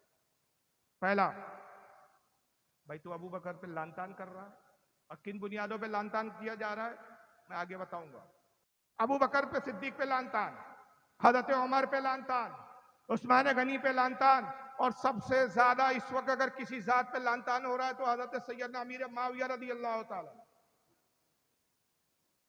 امیر معاویہ سے شروع ہوتے ہیں، ہمت بڑھتی ہے، عثمان غنی تک جاتے ہیں، ہمت بڑھتی ہے، عمر تک آتے، عمر کے بعد پھر ابو بکر صدیق تک، اور پھر کئی کا نہیں رہتا، گھر کا نہ گھاٹ کا. تو ابو بکر پہ لعنت تان کر رہا ہے. تو بھائی اہل سنت 4 مذاہب میں، جس کا عام طور پہ مسلک بولتے ہیں، حقیقت میں وہ مذہب ہے، مسلک اور ہوتا ہے. 4 مذاہب میں منقسم ہے اہل سنت. 4 مذہب میں ہم لوگ تقسیم ہے. ایک ہے حنفی، دوسرا ہے شافعی، تیسرا ہے مالکی اور چوتھا حنبلی. ہم ہندوستان میں جو اکثریت مسلمانوں کی ہے وہ حنفی ہے. آپ ادھر کچھ چلے جائیں، بمبئی کے کچھ علاقے ہیں، کیرلا وغیرہ چلے جائیں، بمبئی کے کچھ ادھر آگے میں گوا کی طرف کے علاقے، وہاں کچھ شافعی مل جائیں گے. اور الحمدللہ میں ان شافعیوں میں گیا ہوں، میرے جلسے ہوتے ہیں، پروگرامات ہوتے ہیں. چنئی گیا ہوں میں، چنئیوں میں جلسے ہوتے ہیں، وہاں شافعی بلاتے. اور یہ وہ شافعی ہے کہ مسلکن مذہبن شافعی ہے، لیکن مسلک اعلیٰ حضرت کے پابند، عقیدہ اعلیٰ حضرت والا ہے. بعض اس میں تاج الشریعہ کے مرید ہے، بعض اس میں مفتی شریف الحق صاحب کے مرید ہے، بعض حضرت مودودی سے کبیر کے مرید ہے. یعنی مرید ہمارے ہی اکثر بزرگوں سے ہے مذہباً شافعی. 4 مذاہب میں ہم لوگ منقسم ہیں، ہم لوگ حنفی ہے. ان سے پوچھئے کہ بھائی آپ شیعہ ہو، شیعات سے آپ کو ہمدردی ہے، تو شیعہ جس فقہ پر عمل کرتے ہیں، جس مذہب پر عمل کرتے ہیں، جس امام سے مسائل کا انتصاب کرتے ہیں، اس امام کا نام کیا اور اس فقہ کو کیا کہتے ہیں؟ مجمع میں کوئی بتا سکتا؟ جو بتا دے میں سمجھوں گا اس علاقے کا بہت پڑھا لکھا ہوشیار آدمی ہے. فقہ جعفریہ، ماشاءاللہ، اللہ سلامت. آفتاب نام ہے آپ کا، ماشاءاللہ، اللہ آپ کو اور حقیقت میں آفتاب بنے. اچھوں کو نہیں پتا بھائی. فقہ جعفریہ پر عمل کرتے ہیں وہ. اور فقہ جعفریہ پر جو کون ہے؟ فقہ جعفریہ سے مراد ان کی امام جعفر صادق. پورا مذہب شیعہ امام جعفر صادق کے اصول اور ان کی بنیادوں پر ٹکا ہوا ہے. مگر ذرا ان سے پوچھئے ایک سوال کہ تو ابو بکر پہ لعن طعن کر رہا ہے، امام جعفر کی ماں کا نام کیا ہے؟ پتا تو چلے کہ کس خاندان کو گالی بک رہا ہے. حضرت امام جعفر کی ماں کا نام کیا ہے؟ نہ پتا ہو تو مجھ سے لے جاؤ، شیعہ کتابوں سے بھی ثابت کروں گا. یہ اصول کافی کے اندر نسب لکھا ہے. یہ شیعوں کی بعد قرآن سب سے معتبر کتاب مانی جاتی ہے. وہ بخاری کو نہیں مانتے شیعہ لوگ، یاد رکھیے. وہ مسلم کو نہیں مانتے. ہاں، مولائی سے بات کریں گے تو ہم بخاری مسلم دکھائیں گے کہ اگر تو سنی ہے تو بخاری سے وہ مان، ورنہ اعلان کر دے میں شیعہ ہوں. اور اگر تو اعلان کرے میں شیعہ ہوں تو پھر ہم اب بخاری نہیں کریں گے، لائیں گے ہم اصول کافی لائیں گے. ہم پھر من لا ید الفقی لائیں گے. یہ شیعوں کی معتبر کتابیں ہیں. یہ کتب اربعہ ان کیا تھی؟ یہ شیخ صدوق ہے ان کے لکھنے والے. ان کے جناب یعقوب کلینی ہے. اصول کافی کے بارے میں لکھا گیا کہ امام مہدی کو دکھائی گئی تھی. انہوں نے اس کا نام اصول کافی رکھا، کہا کہ ھذا کافی شیعتنا، یہ ہمارے شیعوں کے لیے کافی. ان کتابوں میں نسب لکھا ہے امام جعفر صادق. امام جعفر سے روایتیں جمع کی گئی ہے. امام جعفر صادق کی والدہ کا نام ہے ام فردا. کیا نام ہے؟ ام فردا. کے والد کا نام ہے حضرت قاسم، اور حضرت قاسم کے والد کا نام ہے حضرت محمد، اور محمد کے والد کا نام ہے حضرت سیدنا ابو بکر صدیق. ایک نسب تو ام فردا کا یہ ہے. دوسرا نسب اور ہے حضرت ام فردا کا. ام فردا کی ماں کا نام ہے اسما. ام فردا جو حضرت امام جعفر صادق کی ماں ہے، ان کی ماں کا نام کیا ہے؟ یعنی حضرت امام جعفر کی نانی، ان کا نام ہے اسما. اسما کے والد کا نام ہے حضرت محمد ابن ابو بکر، اور محمد ابن ابو بکر کے والد کون ہے؟ سیدنا ابو بکر. ماں کی طرف سے بھی یعنی حضرت ام فردا کا نسب ابو بکر پہ جاتا ہے، باپ کی طرف سے بھی جاتا ہے. پتہ چلا کہ امام جعفر کے نانا ہے ابو بکر، دادا ہے مولا علی. نطفہ پاک ہے علی کا اور خون مبارک ہے ابو بکر کا. جب نطفہ پاک اور خون پاک ملتے ہیں تو وقت کا امام جعفر صادق پیدا ہوتا ہے. اور اسی بنیاد پر امام جعفر خود کہتے ہیں کہ ابو بکر نے مجھے 2 بار پیدا کیا، اس لیے کہ میری ماں ام فردا، باپ کی طرف سے بھی ابو بکر سے نسب ملتا ہے اور ماں کی طرف سے بھی ملتا ہے، تو ابو بکر 2 اعتبار سے میرے باپ. جن کے خاندانی رشتے ہو، تیری ذات کا پتہ نہ برادری کا پتہ، تو ان خاندان والوں پہ لعن طعن کرنا. امیر معاویہ پہ بھی بڑی لعن طعن ہو رہی ہے. کربلا کے واقعات سنتے ہو نا آپ. 9 رشتے ہیں اہل بیت سے حضرت امیر معاویہ کے. کتنے رشتے امیر معاویہ کے؟ اور یہ تمام 9 کے 9 رشتے صفین کے بعد کے، جنگ صفین کے پہلے کے نہیں ہیں، جنگ صفین کے بعد. تو اس آج کے مولائی سے پوچھو کہ تجھے حضرت امیر معاویہ سے نفرت کیوں؟ کہا علی سے لڑے. کہا تجھے بڑا سمجھ میں آ گیا علی سے لڑے، اہل بیت کے گھر والوں کو سمجھ میں نہیں آ رہا تھا یہ ہمارے باپ سے لڑے، ہم رشتہ داری کیوں کریں؟ وہ رشتہ داری کر رہے ہیں اور تو جات کا نہ برادری کا، تیرا باپ کا پتہ نہ ماں کا پتہ، تو چلا ان پہ لان تان کر. تو آدمی کو اپنی حیثیت دیکھنی چاہیے. میں صرف ایک سجرہ بتا رہا ہوں، 9 نہیں بتاؤں گا، وقت نہیں ہے، پھر ویڈیو دکھانے ہیں، بہت تیزی سے وقت گزر رہا ہے. میں نے پہلے ہی عرض کیا کہ 3 گھنٹے چاہیے بیان کے لیے، لیکن تنگ دامنی بہت زیادہ ہے. صرف ایک نسب جو امیر معاویہ سے اہل بیت کا جو خاص تعلق ہے، ایک نسب. یہ بار آپ نے سنا ہے کہ آپ کی بہن رسول اللہ کی زوجہ مطہرہ ام المومنین ام حبیبہ. میں تو دوسرا سلسلہ صفین کے بعد کا سنا رہا ہوں. کربلا میں ایک بڑے جاباز بہادر، کربلا کے ایک عظیم ہیرو کا نام آتا ہے حضرت علی اکبر. نام سنا ہے کہ نہیں؟ کون سا رافضی ہے جو علی اکبر کی شہادت رو رو کے بیان نہیں کرتا؟ ہم شبیہ پیمبر ان کا لقب تھا، رسول اللہ کی شبیہ تھے، اور حضور سے چہرے مبارک اتنا ملتا تھا، اتنی تشبیہ تھی رسول اللہ کے چہرے مبارک سے کہ جب میدان کربلا میں لڑنے آئے حضرت علی اکبر، یزیدی بھی ان کے چہرے کو دیکھ کر رونے لگے تھے کہ ایسے شہزادے کو بھی ہمیں قتل کرنا پڑے گا یزید کی خاطر. علی اکبر امام حسین کے صاحبزادے، ذرا ان پوچھو مولائیوں سے کہ علی اکبر آسمان سے تو نہیں ٹپکے تھے. انسان کے وجود کے لیے ایک عورت کی ماں کی بھی ضرورت پڑتی ہے، اور ماں وہ ہے جس کے بارے میں آقا نے کہا کہ اس کے قدموں کے نیچے جنت ہے. علی اکبر کی ماں کا نام کیا ہے؟ امام حسین کی بیوی ہے، علی اکبر کی ماں ہے. کون ہے بھائی؟ ان کا نام ہے ام لیلہ. کیا نام ہے؟ ام لیلہ کی ماں کون ہے؟ ان کا نام ہے میمونہ. اور میمونہ کون ہے؟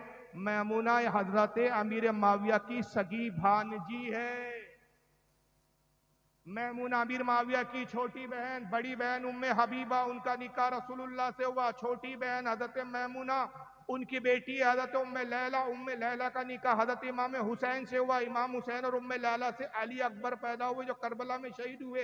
اور یہ نکاح، یہ شادی صفین کے بعد ہوئی. تو میدان صفین میں لڑنے کے بعد، باوجود جنگ کرنے کے بعد، اور صفین میں حسین پاک بھی موجود تھے امیر معاویہ کے خلاف، تب بھی اس خاندان میں نے رشتہ داری کی. کیوں کی؟ انہیں پتا تھا کہ ہماری یہ جنگ کوئی کفر و اسلام کی بنیاد پر نہیں ہے، امیر معاویہ کافر نہیں ہے، ہماری جنگ اصول کی بنیاد پر ہے. اور اصول یہ ہے کہ امیر معاویہ کے نزدیک قاتلان عثمان حضرت علی کی فوج میں تھے. ان کا مطالبہ تھا کہ قاتلان عثمان کو ہمارے حوالے کرو تاکہ ہم ان سے بدلہ لیں. وجہ یہ ہے کہ عثمان غنی ان کے چچا زاد بھائی تھے. چچا زاد بھائی عثمان غنی میرا حق ہے کہ میں قاتلان عثمان سے بدلہ لوں. اور مولا علی کی مشکل و پریشانی یہ تھی کہ قاتل نامزد نہیں تھے، قاتلوں کے لیے کوئی گواہ نہیں تھا، کوئی ثبوت نہیں تھا. قاتل جو گئے چہروں پہ نقاب ڈال کے گئے، عثمان غنی کو شہید کر دیا. وہ لوگ اقرار نہیں کر رہے تھے قاتل ہم ہیں. تو ایسی صورت میں قاتلوں کو تلاش کرنا اتنا آسان تھا نہیں.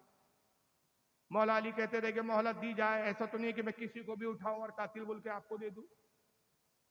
تو مولا علی کے اپنے مسائل تھے، حضرت امیر معاویہ کے اپنے معاملات تھے. اور اس کا نتیجہ کیا ہوا کہ اہل سنت نے کہا کہ حق علی کے ساتھ تھا، حق پر علی تھے. حضرت امیر معاویہ سے اس معاملے میں خطا اجتہادی ہوئی، لیکن صحابیت کے درجے سے نہیں گرے. یہ معاذ اللہ کافر نہیں ہو گئے، معاذ اللہ منافق نہیں ہو گئے. اب تو آج منافق کہتا ہے، اور سرکار غوث اعظم قدرت طالبین میں کہتے ہیں، اسی خاندان کے فرد ہے، اسی خاندان کے خانوادے، وہ کہتے ہیں کہ عزیز خبردار خبردار امیر معاویہ پہ لان تان نہ کرنا. بلکہ مولا علی سے تو ہم تک یہ روایت پہنچی کہ مولا علی فرماتے قیامت کے دن جو بھی ہمارے آپسی معاملات ہوئے اللہ تعالیٰ اس کو حل فرما دیں گا، اور جنت میں ہم پاس پاس کرسیوں کے ایک ساتھ بیٹھے ہوئے ہیں. ان کے معاملات تو اللہ حل کر دے گا صحابی ہونے کی بنیاد پہ. اب تم سوچو تمہارا ٹھکانہ کیا ہوگا ان پہ لان تان کریں، ان کو برا بول کے تم اپنی کتنی آخرت کو تباہ کر رہے ہو. سیدنا ابو بکر صدیق پہ جو سب سے پہلا الزام انہوں نے لگایا، بھائی ابو بکر سے کیوں نفرت ہے؟ کہا حضرت فاطمہ کا باغ تھا، فتح کو کھا گئے. اب یہ ایک بڑی تفصیلی گفتگو ہے، اس پر وقت نہیں ہے میرے پاس. دوسرا الزام، ابو بکر صدیق نے قرآن بدل دیا. جتنے فضائل اہل بیت کی حدیثی تھی وہ سب نکال دیا، جتنی مولا علی کی فضائل میں آیتیں تھی وہ سب نکال دیا، قرآن ہی چینج کر دیا۔ اور تیسرا جو سب سے بڑا الزام ہے وہ یہ کہ معاذ اللہ حضرت خاتون جنت سیدہ فاطمہ کو قتل کروایا۔ قتل کرنے والا کون تھا؟ عمر ابن خطاب۔ یہ کس سے گڑے گئے؟ اسلام کو ڈیمیج کرنے کے لیے، اسلام کو کمزور کرنے کے لیے۔ بلکہ معاذ اللہ یہاں تک لکھا گیا جس فرقے کا یہ باطل عقیدہ ہو وہ فرقہ کیسے حق پر ہو سکتا ہے؟ آئیے ان کی کتاب اصول الکافی کہ آپ کے سامنے اسکرین پر، اور ساری من گھڑت باتیں اور روایتیں امام جعفر کے کھاتے میں ڈالیں، جبکہ یہ سب جھوٹی روایتیں، اس کا سر نہ پائے۔ اصول الکافی جلد نمبر 2 صفحہ 700 حدیث نمبر 4۔ آئیے امام جعفر کے کھاتے میں روایت ڈال کے کیا کہا جاتا ہے؟ کہتے ہیں ان الناس ترتدوا بعد رسول اللہ صلی اللہ علیہ وسلم الا نفرا یسیرا۔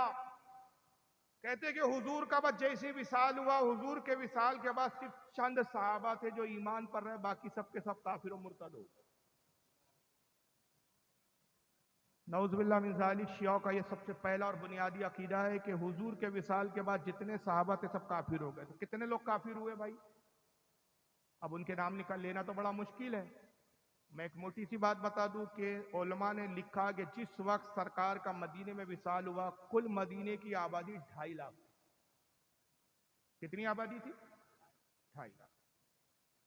حجۃ الوداع کے موقع پر جو حضور نے آخری خطبہ دیا، حضور نے حج فرمایا پہلا اور زندگی کا آخری، ایک ہی حج کیا آقا نے پوری زندگی۔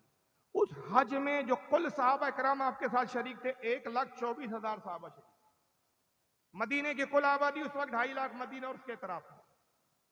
شیعوں کی معتبر کتاب یہ عقیدہ بتا رہی ہے، اور اس پر شیعوں کا عقیدہ ہے کہ کہتے ہیں صرف 10 صحابہ تھے جو ایمان پر رہے، نام بھی لکھے انہوں نے، صرف 10 صحابہ ایمان پر رہے، جس میں ایک حضرت سلمان فارسی، حضرت مقداد، حضرت عمار یاسر، حضرت ابو ذر غفاری، حضرت جابر بن عبداللہ، حضرت عبداللہ ابن عباس، حضرت بلال ابن حارث، حضرت حذیفہ ابن یمان، حجیر ابن عدی،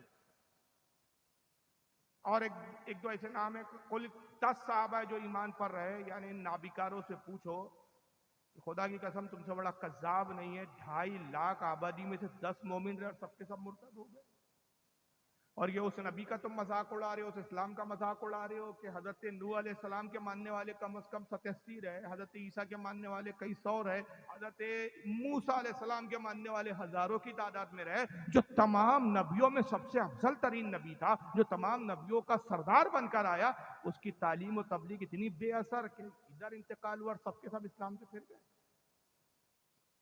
یہ باتیں ہضم کرنے لائق ہے؟ ایک محبت علی کی آڑ میں کتنے کفریات تم قبول کرو گے اس فرقے میں جانے کے بعد، اس کا اب اندازہ نہیں لگا۔ پھر پوچھا گیا کہ بھائی یہ سب مرتد اور کافر ہو گئے معاذ اللہ، کس بنیاد پر؟ کہا انہوں نے علی کی خلافت کا انکار کر دیا۔ خلافت کا حق علی کو تھا، ابو بکر صدیق اس خلافت پر غازی ہو گئے۔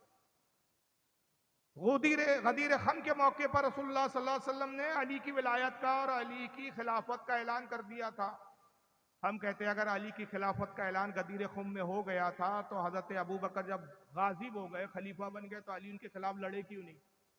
کہتے نہیں، اس وقت تقیہ کی پوزیشن میں تھے۔ تقیہ یعنی ایمان چھپاؤ، یعنی خاموشی اختیار کر لو، حکمت کے طور پہ خاموش ہو جاؤ۔ تو ہم نے کہا اچھا بھائی، اب اگر حضرت ابو بکر کے زمانے میں علی اٹھے نہیں کہ اگر میں جنگ کروں گا تو مسلمانوں میں انتشار ہوں گا، اختلاف ہوں گا، مسلمانوں میں قتل عام ہوں گا، تو پھر امیر معاویہ کے خلاف کیوں کھڑے ہو گئے؟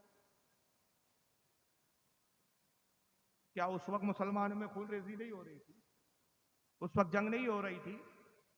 خدا کی قسم یہ علی کا کردار نہیں ہے۔ تمہاری اپنی مستند کتاب جس کو تم کہتے ہیں نہج البلاغہ، جو حضرت علی کی طرف منسوب کر کے کہا گئی کہ علی کے خطبات پر ہے، شیخ ردیث کا لکھنے والا ان کا علی نے، اس میں مولا علی خود کہتے ہیں خدا کی قسم جب تک میرے ہاتھ میں تلوار کی مونٹ ہے، پوری دنیا باطل پر یکجا کر لے اور میں تنہا حق پر رہوں تو میں پوری دنیا سے نہ گھبراؤں۔ علی کے ہاتھ میں جب تک تلوار ہے، پوری دنیا سے تنہا علی لڑنے کے لیے تیار ہے۔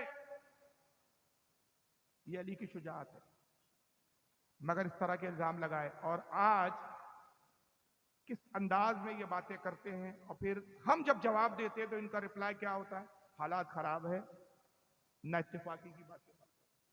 हालांकि ना इत्तेफाकी की बातें ये करते हैं। आइए जरा सुनिए, एक चैनल है ये सुन्नी टॉक, यूके का चैनल है, इस पर 21 मुहर्रमुल हराम को मौला अली की पैदाइश का विलादत का मौका था, उस पर प्रोग्राम हो रहा है। एक बदबख्त ने फोन किया, शिया राब्दी ने, और देखिए ये कितने बड़े मुनाफिक है। अगर ये अपना ओरिजिनल नाम बताता तो शायद इसका नाम कुछ ऐसा होता, ये जितने सुन्नी उलमा बैठे नाम से पहचान जाते राब्दी है, तो इसने अपना नाम उमर बताया। यहां भी वो तकैया कर रहा है, मुनाफिकत। उमर बता रहा है अपना नाम, जबकि शियाओं में कोई अपना नाम उमर रखता ही नहीं, और इसलिए भी नहीं रखता कि उमर से शैतान डरता है। समझ रहे, उस नाम की तासीर है। जरा वीडियो सुनिए, बाद में तबसरा करेंगे। मोहम्मद उमर साहब लंदन से हैं। अस्सलाम वालेकुम वरहमतुल्लाहि वबरकातुहू। वालेकुम सलाम। तमाम उलमाए किराम की खिदमत में मेरा सलाम। जी बहुत ही निहायत खूबसूरत आप प्रोग्राम कर रहे हैं। बस मेरा एक हल्का सा सवाल है। सारी तारीफें मोहम्मद और आले मोहम्मद अलैहिस्सलाम के लिए हैं। इतनी तारीफें मौला अली अलैहिस्सलाम की गदीर के खुतबे के बारे में बात हुई कि अल-यौम अकमलतु लकुम दीनकुम, आज दिन मुकम्मल हो गया। और रसूल पाक के लिए भी हज़रत जिब्राइल कह के आए कि अगर रिसालत का अगर आपने ये विलायत ना पहुंचाई अली अलैहिस्सलाम की, तो आपकी भी रिसालत का आपने कोई काम नहीं किया। फिर वो हजरत उमर का एक वाक़या उन्होंने बताया कि हजरत उमर साहब आप ना सवाल करें आप प्लीज। सवाल मेरा ये है कि जब इतनी फजीलतें हैं तो ये हजरत अबू बकर उमर ने खिलाफत क्यों संवारी, मादर चौदह को क्यों उसका खिलाफत दी गई, भैड़ चौदह उमर से लालच। ये है शिया फिरका। ये वो है लोग जो आजकल अपने आप को मौलाई कह रहे हैं और खुले आम आकर इंटरनेट पर प्रोग्रामों में आकर गंदी गंदी गालियां बक रहे हैं। किसको गाली बक रहे हैं? जो पहलू रसूल में आराम कर रहे हैं, जो नबी पाक के ससुर हैं, जो नबी पाक के अजीज तरीन है, जो नबी पाक को महबूब है। तिरमिजी शरीफ की हदीस है, तिरमिजी शरीफ की हदीस है कि आका सल्लल्लाहु अलैहि वसल्लम एक मरतबा हजरत अबू बकर का हाथ पकड़े हुए हैं, एक हाथ में, दूसरे हाथ में हजरत उमर का हाथ लिए हुए, और मस्जिद में दाखिल हुए। साहबा ने देखा, साहबा से पूछा, या साहब तुमने देखा मैं किस तरह दाखिल हुआ? साहबा ने अर्ज किया, अल्लाह के नबी हमने देखा कि आपके एक हाथ में अबू बकर का हाथ है, दूसरे हाथ में उमर का हाथ है। आपने फरमाया, गवाह हो जाओ, जिस तरह अबू बकर और उमर मेरे हाथ में हाथ दिए इस मस्जिद में दाखिल हुए, इसी तरह हम कब्र में एक साथ होंगे, कब्र में एक साथ उठाए जाएंगे, हश्र में भी इसी तरह साथ साथ आएंगे। ये जामे तिरमिजी की हदीस है। कैसे सुन्नी हो जो इस हदीस को नहीं मानते? किस मुंह से अपने आप को सुन्नी कहते हो तुम? ये सारा मसला क्या है? एक आला हजरत के बुग़्ज़ में तबाह हो। हकीकत तो ये एक आला हजरत के बुग़्ज़। बहरहाल बहुत तेजी के साथ वक्त गुजर रहा है, मैं चाह रहा हूं जल्दी जल्दी कुछ बातें, तफसीरे का वक्त ज्यादा नहीं है, वरना इन चीजों पे तफसीरे की भी जरूरत थी। तो खिलाफत अबू बकर ने छीन ली तो बहन चौधर क्या क्या गालियां बक रहा है, माज़अल्लाह अस्तगफिरुल्लाह ला हौल वला कुव्वता इल्ला बिल्लाहिल अली। अल्लाह की करोड़ों लानत उस कभी।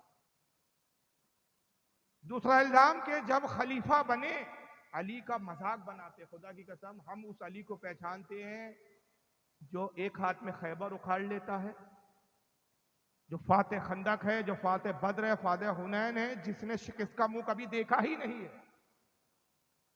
जिसकी तलवार का आलम यह है कि ला सैफा जुल्फिकार, जुल्फिकार की जैसी कोई तलवार नहीं। शाह मर्दा शेर यज़दा कुव्वत परवरदिगार ला सैफा इल्ला अली। क्या है वो? ला फता इल्ला अली ला सैफा इल्ला जुल्फिकार।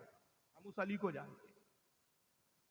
कहते कि जब अबू बकर सिद्दीक खिलाफत पे काबिज हो गए, कब्जा कर लिया, उमर ने साथ दिया, सारे साहबा अबू बकर के हाथ पे बैत कर दिए, तो हजरत अली जो है अपनी बीवी हजरत फातिमा को लेकर रात में निकले, खच्चर पे बिठाया। किताब का हवाला सुन ले, इबारत दिखाने का वक्त नहीं है। किताब का नाम है हक़्क़ुल यक़ीन, ये टेबल पे मौजूद है। मैं कल पूरा दिन हूँ, आज पूरी रात हूँ, पूरा दिन हूँ। हवाले चेक करना हो, किसी को शक हो मेरी बताई हुई बातों पे, क़यामगाह पर आकर एक एक किताब चेक कर सकता, अपनी आंखों से देख सकता, इत्मीनान कर लो। मुल्ला बाकर मजलिसी اس فرقے کا بہت بڑا علامہ، بہت بڑا عالم حق الیقین لکھی، یہ لکھتا ہے، دیکھیے یہ علی کی تعریف ہو رہی ہے کہ توہین ہو رہی ہے کہ ابو بکر خلافت پہ جب بیٹھ گئے، تخت پر بیٹھ گئے، تو علی نے حضرت فاطمہ کو لیا، ان کو کھچر پہ بٹھایا، حسن و حسین کو لیا، ان کو ایک کھچر پہ بٹھایا، اور ایک ایک کے گھر پہ جا کے دروازہ کھٹکھٹاتے تھے، کہتے تھے باہر آؤ باہر آؤ۔ اصحاب رسول باہر آتے تھے، کہتے کیا بات ہے علی کیوں آئے ہو، رات کا وقت تھا، کہا دیکھتے نہیں کہ خلافت میرا حق ہے، غدیر خون کے موقع پہ رسول اللہ نے میری خلافت کا اعلان کیا تھا، ابو بکر اس پہ قابض ہو گئے، لہذا حق کا ساتھ دو، میرا ساتھ دو تاکہ ہم تخت خلافت سے ابو بکر کو اکھاڑ پھینکے۔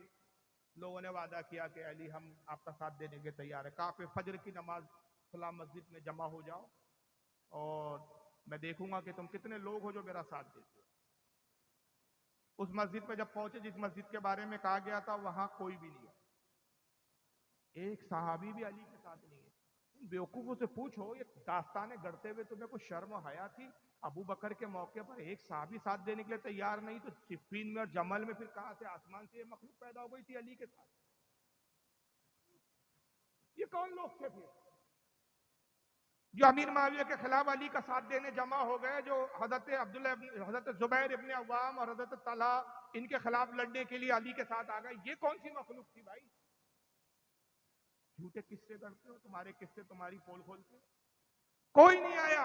حضرت علی بڑے مایوس ہوئے، حضرت فاطمہ نے ہمت بڑھائی، کہا کہ ابو الحسن، حسن کے والد، غم مت کیجیے، آج پھر کوشش کیجیے۔ پھر رات میں حضرت فاطمہ کو کھچر پہ بٹھایا، پھر علی نکلے امام حسن حسین کو لے کے، پھر دروازہ کھٹکھٹایا، پھر لوگ باہر آئے، کہا کہ تم آئے نہیں، کہا کسی نے کہا میں بیمار ہو گیا تھا، کسی نے کہا نیند لگ گئی تھی، کسی نے کہا کہ سردی بہت زیادہ تھی، الگ الگ لوگوں نے باتیں کی، کہا کہ آج ہم آئیں گے علی، وعدہ کرتے قسم کھاتے۔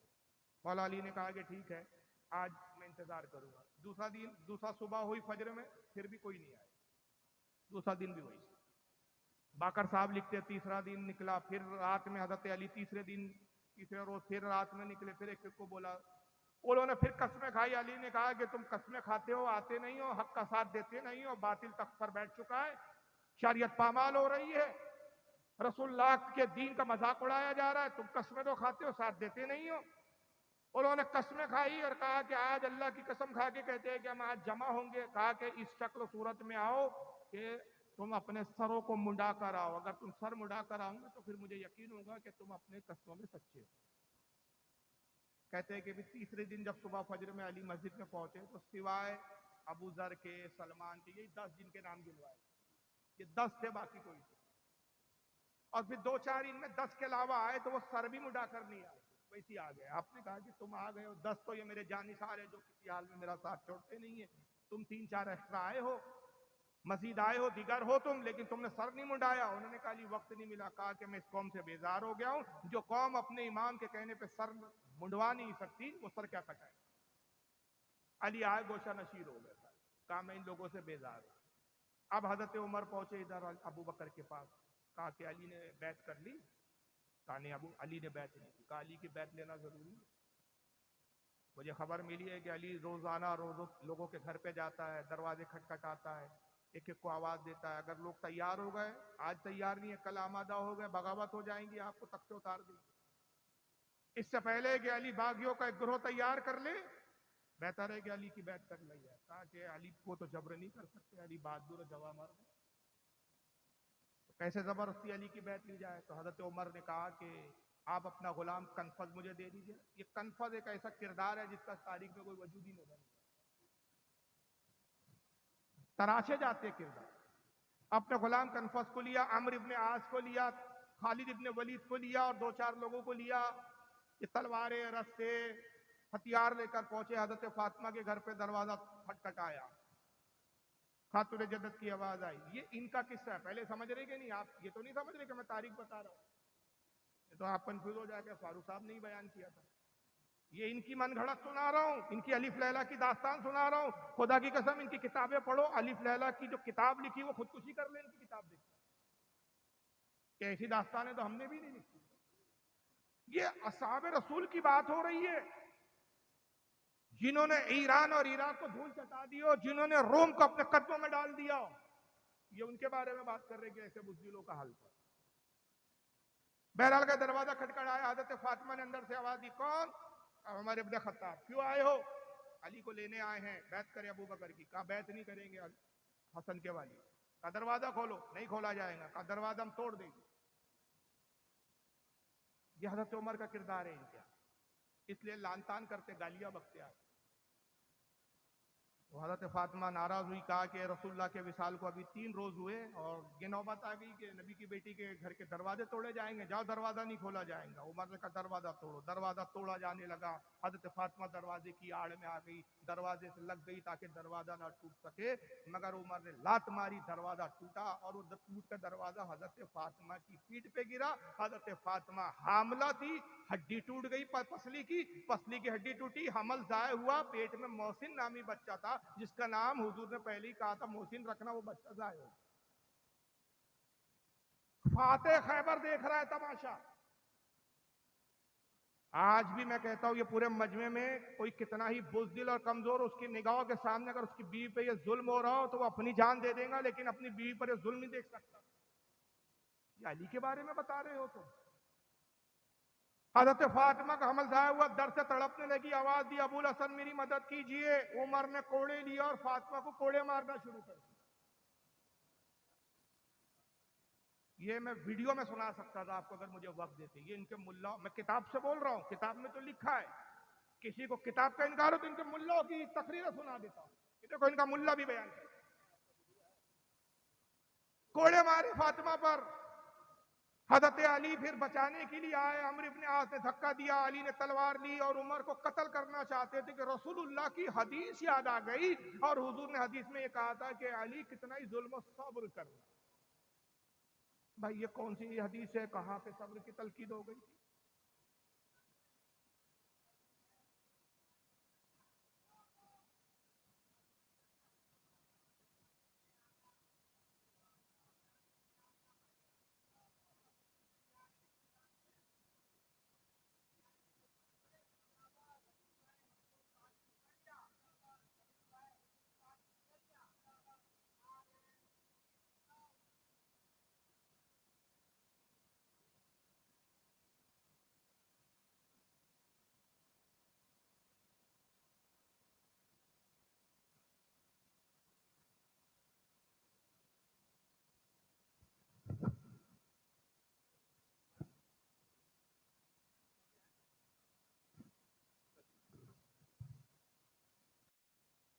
مجھے بتاؤ رسول اللہ یہ تلقین کریں گے کہ خاتون جنت پہ ظلم ہو، بچے ضائع ہو جائے، ہڈیاں ٹوٹ جائے، مگر علی صبر کرنا؟ ڈرامے بازی نہیں دکھتی. پھر اس کے بعد حضرت عمر نے حکم دیا گھر کو جلا دو. گھر میں آگ لگ گئی.